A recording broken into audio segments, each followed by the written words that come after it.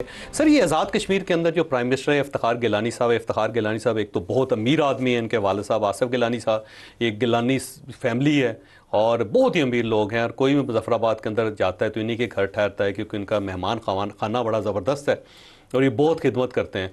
फ़ारूक हैदर साहब जो ज़ाहिर है प्रेसिडेंट रहे हैं पाकिस्तान मुस्लिम लीग नून के 2010 में, उन्होंने शाह गुलाम कादर साहब के साथ मिल के पाकिस्तान मुस्लिम लीग नून बनाई थी। वहाँ पे ये वो इनको लेके आया सियासत में। 2011 में इन्हीं की सीट पे, फ़ारूक हैदर साहब की सीट पे ये इलेक्ट हुए, फिर 2016 में इलेक्ट हुए और उसके बाद 2026 में अब ये इलेक्शन हार गए हैं, मुकम्मल तौर पे हार गए और मुजफ्फराबाद सिटी के अंदर से होते हैं। फिर इनको टेक्नोक्रेट डिक्लेयर किया गया और टेक्नोक्रेट्स ने डिक्लेयर किया गया कि ये जनाब इन्होंने बारहटला किया हुआ है, प्रैक्टिसिंग वकील नहीं है ये, और करके इनको एमएलए बना के इनको प्राइम मिनिस्टर बनाया जा रहा है। पार्टी ने ये फैसला किया है, शाह गुलाम कादर साहब ने जो इनके प्रेसिडेंट है इस वक्त, और फारूक हैदर साहब ने, कि हमने इनको वोट कोई नहीं देना। नून लीग टूट रही है। उन्होंने क्या दिया कि नहीं देंगे। उन्होंने कहा जी डिफेक्शन क्लास भी लग जाती है तो हमने कोई वोट नहीं। तो इसको लाया कौन? पता नहीं। मियां नवाज शरीफ साहब ने अनाउंसमेंट किया तो मियां नवाज शरीफ साहब लेके। अच्छा, अगर आप कहते हैं मियां नवाज शरीफ, तो मियां नवाज शरीफ ने से तो जलसे से खिताब करते हुए कहा था अगर मेरा बस चले तो शहबाज शरीफ को कहूंगा कि मुझे वज़ीर आज़म लगा दें आज़ाद कश्मीर। वो मेरा ख्याल उनको वो वॉलंटियर क्यों कर गए? एनओसी नहीं मिला उनको। एनओसी किसने नहीं दिया? पार्टी ने नहीं दिया। पार्टी उनको एनओसी दे गई। पार्टी तगड़ी होती है सर। नहीं, मेरे ख्याल में नहीं। एक है कि इसमें हमें डिटरमिन करना पड़ेगा कि इस शख्स को नवाज शरीफ साहब लेके आए हैं, नवाज शरीफ या शहबाज शरीफ दोनों नवाज शरीफ साहब के अलावा कोई बंदा नहीं ला सकता सर, वो चेयरमैन है पार्टी के। मेरी बात तो सुने ना, क्या नवाज शरीफ शहबाज शरीफ को एक क्रेडिट देना चाहिए, उन्होंने ये 22 अगस्त को ही बता दिया था कि टेक्नोक्रेट आ रहे थे। हाँ, मैंने मैसेज किया था अफसार आलम को। हाँ नहीं, उनका क्रेडिट 6 दिन पहले दे दिया था ये। दूसरी बात ये है कि ये डिटरमिन करना पड़ेगा कि क्या शहबाज शरीफ और नवाज शरीफ ने मिलके इसको लाए हैं या फिर नवाज शरीफ अकेले, या फिर मरियम नवाज इसको लेके आई। नहीं, मियां नवाज शरीफ साहब वो पार्टी के चेयरमैन है सर, फैसला वही करते हैं सर। वो आप कह रहे हैं उसको एनओसी नहीं मिलता, आप कहते फिर हुआ पार्टी चेयरमैन है जिसको पार्टी एनओसी नहीं देती और उसने वज़ीर आज़म नामजद कर दिया। जी का बड़े आदमी हैं, बड़े आदमी इस तरह के होते हैं। मियां नवाज शरीफ साहब के 5-6 मुल्क मिला के ना, जैसा इमरान खान साहब ने 10-12 मुल्क मिला के फिर उनको प्राइम मिनिस्टर बनाया जा सकता है। ऐसा मियां नवाज शरीफ साहब का कद काट बहुत ज़्यादा है, 2-4 मुल्क मिला के बनाया जा सकता है प्राइम मिनिस्टर। आज़ाद कश्मीर छोटी सी जगह है सर, वहाँ पे कैसे प्राइम मिनिस्टर? अच्छा, ये बात का आपको पता है 2-4 मुल्क में मिला के बनाए जा सकते हैं। खुद मियां नवाज शरीफ को नहीं पता था जो आज़ाद कश्मीर का वज़ीर आज़म बनना चाहता था और उसने कहा था मेरी ख्वाहिश है। ये जलसे से खिताब करते हुए खुद हमारे लिए। सर ख्वाहिश तो है ना जी, ख्वाहिश तो आपकी भी है प्राइम मिनिस्टर बनने की, लेकिन आपने कहा मैं ठुड्डा मार दूंगा। मैं नहीं, पेखे वालदा मैं प्राइम मिनिस्टर क्या सी, मैं आज़ाद कश्मीर का नहीं क्या। अच्छा सर, मसला ये है कि अगर इफ्तिखार गिलानी साहब जो हैं उनको अगर आपने बनाना ही था तो जितवा देते उनको। नहीं, जितवाना इनके हाथ में था। नहीं, मिन्नत अल्लाह लोगों के वोट छोड़ देना। मिन्नत अल्लाह करते हैं सर, इतनी उन्होंने डालना था, इन्होंने मिन्नत अल्लाह सर इतनी कन्विंसिंग किया मियां नवाज शरीफ साहब ने वहां जाके, मरियम नवाज साहबा ने जाके। इफ्तिखार गिलानी जब इलेक्शन लड़ रहा था तो उसने मिन्नत अल्लाह तो किए होंगे, लोगों ने नहीं माना। नहीं, मियां नवाज शरीफ साहब नहीं गए ना, जाते मरियम नवाज साहबा जाती, मरियम औरंगजेब साहब लेके आए हैं कि उसकी इलेक्शन कैंपेन में उसके हल्के में गए नहीं, उसके लिए वोट नहीं मांगा तो उन्होंने वज़ीर आज़म नामजद कर। और फिर अगर वो हार गया है इलेक्शन तो इसका मतलब पब्लिक ने उनको नापसंद किया।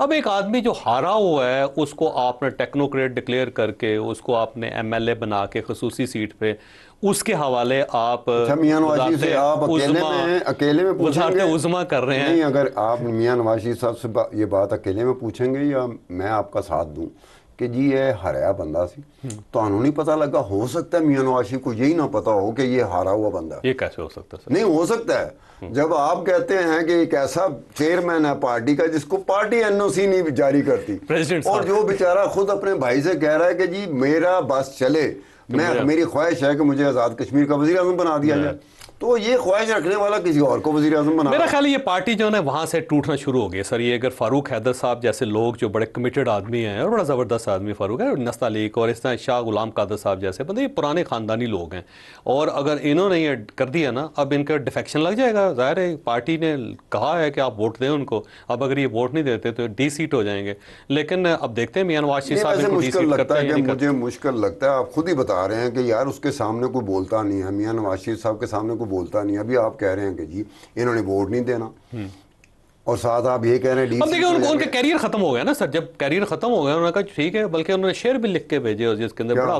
बड़े अफसरदा किस्म के शेर हैं। वो शेर खुद नहीं कहे होंगे, किसी से लिखवाए होंगे। जब मुझे भी किसी और के शेर हैं सर। हाँ हाँ, जब मुझे भी जरूरत फारूक पड़ती है, मैं किसी अपने शायर किस्म के दोस्त को, उस दोस्त को जिसका अदब से ताल्लुक होता है, उसको मैं कहता हूँ कदा शेर भेज यार, मैं किसी को भेज। अच्छा, वैसे मेरा ख्याल ये है, वैसे मेरा मौक़िफ़ अब ये है कि इफ्तिखार गिलानी साहब जो है ना, पहले टेक्नोक्रेट प्राइम मिनिस्टर होंगे मौजूदा सिनेरियो के अंदर, यानी कि आप ये समझें जब मशरक़ी पाकिस्तान अलग हुआ तो उसके बाद टेक्नोक्रेट्स की गवर्नमेंट में ये आए। एक मरतबा मोइन कुरैशी साहब आए थे, बाहर से लेके आए। नहीं, वो तो केयर टेकर आए ये, लेकिन ये मुस्तकिल प्राइम मिनिस्टर जो है ना, टेक्नोक्रेट पहले हैं, और मुझे लगता है तजर्बा किया जा रहा है। और अगर ये तजर्बा कामयाब हो गया तो फिर जनाब वफाक के अंदर भी प्राइम मिनिस्टर टेक्नोक्रेट नहीं। इसका मतलब वफाक में शहबाज शरीफ नहीं रहेगा, सिंध में मुराद अली शाह नहीं रहेगा। फ्यूचर है सर, आने वाले दिन है, क्या देखा जा सकता है। सुहेल अफरीदी भी नहीं रहेगा। बहुत अरसे से ना पाकिस्तान के अंदर ये आवाजें आ रही थी कि टेक्नोक्रेट्स को आना चाहिए, प्रेसिडेंशियल सिस्टम आना चाहिए। टेक्नोक्रेट्स देखो ना, अभी आपने टेक्नोक्रेट का बताया कि ये टेक्नोक्रेट था, ये इलेक्शन लड़ा, हार लेकिन ये गया। टेक्नोक्रेट भी नहीं है सर,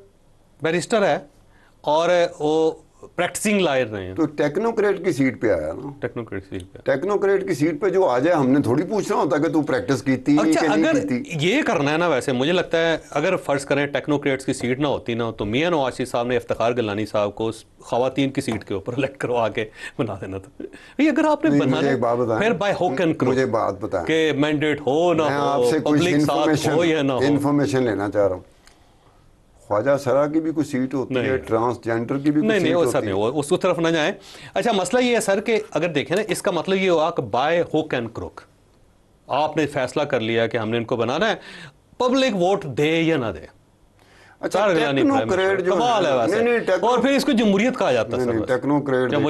टेक्नोक्रेट अगर ये बात है ना कि टेस्ट किया जा रहा है, इसके बाद मुस्तकिल बुनियादों पे मुल्क के बाकी हिस्सों में भी ऐसा होगा, तो टेक्नोक्रेट को तो पॉलिटिशियन पसंद ही नहीं करता, बिल्कुल नहीं पसंद करता। अपनी जरूरत के लिए वजीर खजाना जरूर बना देगा, वजीर खजाना अपनी जरूरत के लिए। सर, ये जो सेनेट बनाया गया था ना सर इस्तार साहब, ये सेनेट इसीलिए बनाया गया था कि यहाँ पे टेक्नोक्रेट्स आए, लेकिन टेक्नोक्रेट्स आने के बजाय ये इन्होंने फैमिलीज के अंदर तकसीम कर ले कि जी अब सेनेट है। हाँ, सेनेट है। नहीं, सेनेट का मतलब ये था ना सर, सेनेट में तो फैमिली ऐसे लगता है ना कि दादा था, उसके बाद अब्बा जी आए, फिर बेटा आया, फिर खवातीन की जो स्पेशल सीट्स हैं वो सारी ऊपर बांटते हैं। वो जो सियासी खानदान है उनके खवातीन, वो हालांकि सियासी वर्कर, जो खवातीन सियासी वर्कर हैं, आप उसको सेनेट में ला सकते हैं, लेकिन आप उनकी जगह पर प्रेफर किसी और को कर देते हैं। लेकिन पाकिस्तान पीपल्स पार्टी कभी कभी ये करती है, उन्होंने मतलब थर की खातून थी, उसको सेनेटर बनाया था सारा। लेकिन ये बाकी जो पार्टीज है ना, ये सारे खानदानी सियासी जमातें जो है ना, मतलब खानदान के अंदर जो सियासी खानदान है उनकी खवातीन आ जाती हैं। आने वाले वक्तों में अलीमा, नौरीन, न्याजी, ये भी सेनेट में कोई इम्कान है इनका? बिल्कुल। अगर इमरान खान साहब आ गए, उन्हें पता चला कि सिर्फ मेरी 3 बहनें थी जिन्होंने कुर्बानी दी, बाकी पार्टी गायब हो गई थी, उन्होंने कहा जी इनको लाएं और प्रेसिडेंट बना दें पाकिस्तान का।